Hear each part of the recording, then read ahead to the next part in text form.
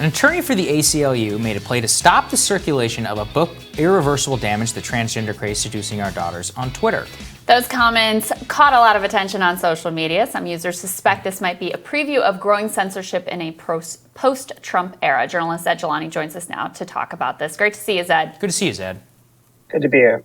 Can you just give us the background of what this book is and what the response was from the ACLU, and also the way that you've observed them sort of shifting their role and their mandate during the Trump era? Yeah, so I haven't read the book. I do know about it. I'm familiar with the author. Basically, it's a book looking into the transgender kind of reassignment issue with respect to children, with the minors, which I think is the most thorny part of it. I mean, the author does not have a bone to pick necessarily with adults transitioning. I think that's something that's becoming more accepted, but it's still fairly thorny, I think, when children are transitioning, because people are saying, at what age are children really mature and capable and can consent to make that kind of change?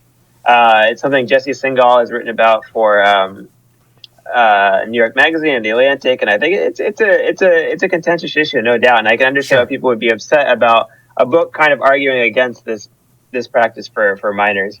But basically, an ACLU lawyer was arguing in favor of the book not being published or available. And it was not an official ACLU-wide position, but it was an odd position for someone to take who works at the ACLU, right? Because traditionally, the ACLU has been very strident in defending the individual right of free expression, right? They don't argue that these individual rights necessarily add up to a collective good in every case, meaning that they don't argue in favor of the views espoused by the people whose rights they defend, right? So the most famous example was I believe it was 1977, sometime in the 1970s, when the ACLU, under Ira Glasser, the former director, defended the right of neo-Nazis to march in Skokie, Illinois, which was not only a town with a large Jewish population, it was a town with a large Holocaust survivor population. And it was really interesting to see that it was actually Jewish American lawyers who defended the rights of those people to do that, backed by the ACLU. And the reason they did that is because they believe this was a sacrosanct, the right of free expression and assembly is a sacrosanct right available to everybody, no matter what you believe. And it doesn't mean you have to endorse those beliefs. And so the ACLU held that regime, I would say, for certainly under Ira Glasser's tenure, which was almost 30 years. There's a really good documentary about him just released. You can watch it on Amazon, called The Mighty Ira. But I think under the Trump era, the ACLU's mission has shifted a little bit, because they've started explicitly kind of branding in a more ideologically partisan direction. So, for instance, they started organizing around things like the Affordable Care Act, right? Like supporting the Affordable Care Act. I mean, it may have some sympathies with them, with some of their activism on healthcare, but it's a new direction for them to take, to be explicitly in favor of Democratic Party agenda items. And I think part of that also has come in that it's become more internally controversial for the organization to defend truly controversial speech, right? Right. So when they take up a case of someone who may be on the far right, for instance, it becomes a bit of a controversy within the organization. So, for instance, in Virginia, when the ACLU initially defended the rights of, I think, some white supremacists to march or something, like, they lost a board member. I think that was in 2017 or 2018. A lot of things like that have been happening within the ACLU, to the extent where even when it came to, for instance, the Title IX regulations that the Trump administration changed from under Obama, they actually took the position against greater due process rights for students who are accused of sexual assault or rape.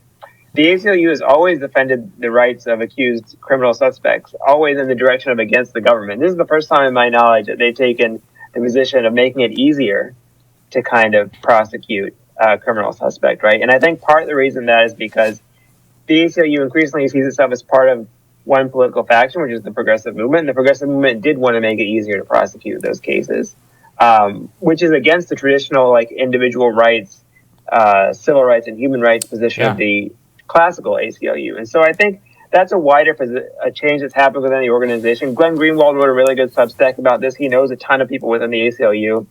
And he basically chronicles how this is a struggle happening within the organization itself. And I think, unfortunately, that the ACLU has a lot of incentives to change its traditional mandate, because they became such a fundraising juggernaut in the Trump years by recruiting traditional Democratic Party donors who are not so much interested in letting people who they disagree with even strongly speak, which was the ACLU's traditional mission, but are more interested in like achieving certain policy goals or ideological goals that are maybe aligned with some Democratic Party agenda items. And this is the key part, I think, which that you're pointing to, which is that they raised hundreds of millions of dollars in the Trump years, right? Explicitly, as you said, imposing themselves as a resistance organization. And it's not just them. It's the SPLC. It's many other organizations out there. And now have a massive financial incentive in order to basically take a more partisan line, which explicitly, rebukes their original mission. So what does this tell us about the future of these battles in the future, Zaid, given that this was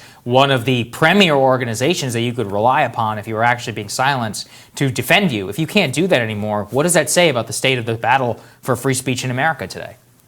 Yeah, I mean, I think unfortunately there is a sort of partisan reimagining of free speech going on to where the classical left liberal positions that this was about your individual human rights is being undermined. And, an example of that is that there's actually a Biden transition lead. He's a team lead, I think, for the U.S. Agency for Global Media, which oversees Voice of America and Radio Free Europe and kind of our government-backed series.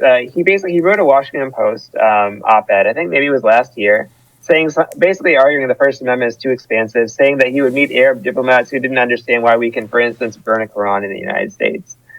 First, I would say don't take lessons from people who work for dictators about free speech. It's probably a bad move. I would tell him. But second, it does reflect there's always been, I think, a faction of people in the United States who believe that it was kind of a mistake for us to have expansive free speech rights in the U.S.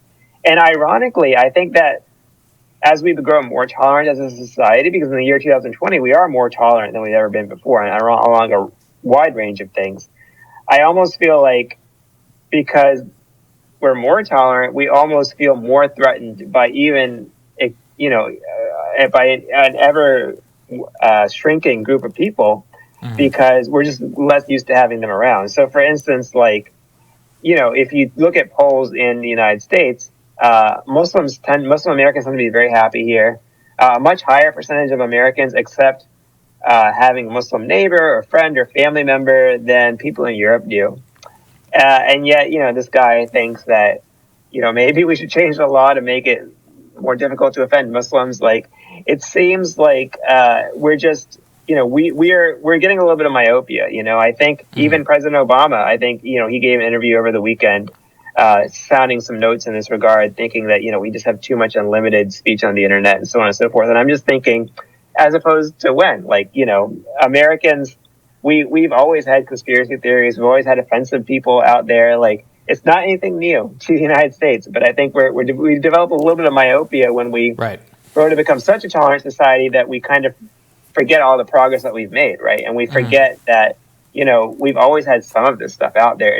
It's not going to necessarily lead to some catastrophic situation. In fact, I think we can credit how welcoming and tolerant the United States generally is compared to the rest of the world, but the fact that we do have free speech rights, because if we didn't have those things, then people in power would have just censored civil rights activists. They would have censored HIV/AIDS activists, ACT UP, the LGBT movement that has so much success over the past 2 and 3 decades, especially. They would have just eliminated those because they weren't popular, right? So I think that these people are kind of getting it backwards. These things are what enabled that social progress to happen. And yes, it does mean you have to take some bad with the good. But that's true with democracy in general, right? There's going to be people out there who argue crazy things about climate change or about, I'm very in favor of animal rights. I hate it when KFC puts up an ad encouraging people to eat fried chicken. But I understand that if I have the right to speak, they have the right to speak. So, that's the classical view. So. I mean, I think part of it comes to this place of us being fearful of our fellow citizen, that if they even see this book on the shelf, if they're exposed to any of their ideas, if the ideas are important, there's going to be this gateway and this radicalization that occurs, rather than a faith that people can evaluate these things for themselves and sort of dispense with the bad and embrace the good. Not that everyone uniformly is going to do that. In Glenn's Substack, he kind of traces the internal battle in the ACLU to the fallout after Charlottesville, because the ACLU famously had defended the right of Unite the Right. That was the organizing group behind the people that were marching in the streets. They defended their right to do so. There was massive donor backlash and fallout. So it seems like that was sort of the locus of where this split originally began. I think it's important, as you noted, to point out this isn't like the ACLU has changed to be this. It's kind of an ongoing struggle that's happening before our eyes. I think so, and I think that free speech has always been controversial in some regard, because it's something that you have to afford to your enemies as well as your friends, right? And so I think there's always been somewhat of an ongoing fight to have that. But, it's interesting with this book. I think originally Amazon had delisted it or something like that, but then they put it back up. If you go to Amazon.com right now, you can buy Mein Kampf from Adolf Hitler. You can buy the Little Red Book from Mao Zedong. Like, you can, the worst mass murderers in history, you can buy their books and read them, right? We don't think of those books as like, you're going to read them and you're going to be mind controlled into believing everything that's in it and you're going to become a mass murderer, right? That's a very illiberal way of viewing it. That's the way that, let's say, dictatorships in the Middle East think about blasphemy. If people are allowed to disagree with Islam, suddenly everyone's going to become an atheist. Like, it doesn't work that way, right? People will read an idea, they'll think about it, they're capable, they're adults. And then you won't necessarily have a legion of Hitlers. In fact, I think in our 200-year plus history of the First Amendment, we've grown increasingly tolerant and increasingly respectful of ethnic and religious and racial minorities and gender minorities and so on and so forth. I don't think, we got to stop thinking about speech itself being some kind of substance that you're spreading to people, right? People can read something, think critically about it, reject it, or accept it. And I think it's worked overall pretty good for us. I'm not going to argue that every single person uses their free speech wisely. Obviously, there are obnoxious, offensive people out there and trolls and so on and so forth. But overall, it's worked pretty well for us. And I think that it's worth defending, right? It's much preferable, I think, to have our system than to have, for instance, what's happening in France, right? Where the French government banned Muslims from wearing the headscarves in schools. And their purpose was, well, we want everyone to have unity of purpose in terms of universalism. We want them all to for French culture to supersede everything else.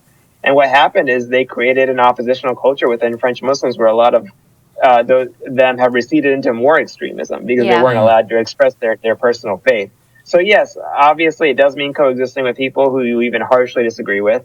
But it's about respecting someone's individual human right to be who they are and just argue with them if you disagree with it. That's how the democratic process works, and it's something worth defending. So yeah, really interesting. Thank you, Zaid. Thanks, Appreciate Zaid. it.